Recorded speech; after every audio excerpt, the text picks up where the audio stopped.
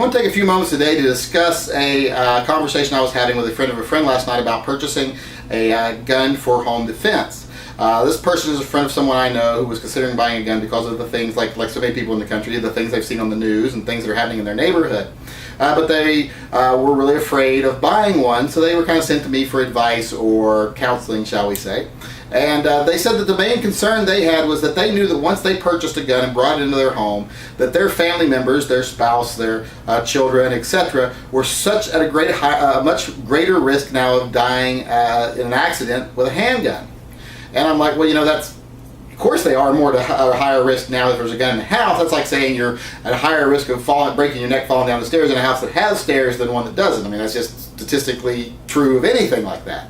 You're more likely to cut your fingers off in a blender if you own a blender than you are if you don't. Doesn't make the chances of it actually happening anything worth worrying about, because it's still astronomically small.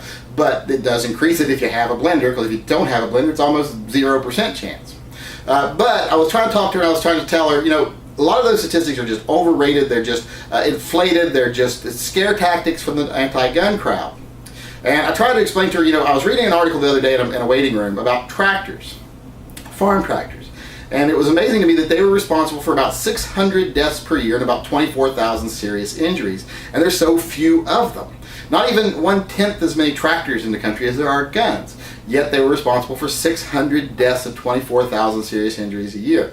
Well, you got to consider there are more than 10 times as many guns, and yet they're only responsible for about 700 to 900 deaths a year. Not much more, even though there's 10 times more of them. So if you just did it from a mathematical standpoint, well, tractors are far more deadly than guns, and people should be terrified of tractors. Maybe we should ban tractors.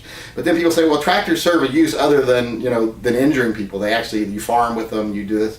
And I'm like, well, guns serve a big purpose other than just injuring people with them too. They serve a purpose of protection. They serve the purpose of self-reliance. They serve the purpose of hunting. They're not just for killing other human beings. They're for defense and for hunting and all those things. So that argument doesn't really fly. So if you just look at it from which one causes more deaths a year, per capita, per tractor, tractors are far more deadly than guns. Now, of course, most people don't have a tractor in their house. So the one thing I was trying to convey to her is that it's just overrated. You got to look at the numbers. A lot of people try to scare people with there's 30,000 gun deaths a year.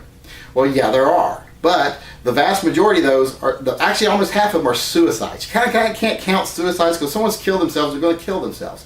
We have, I had a person in my family commit suicide in front of me and his children with a shotgun many years ago.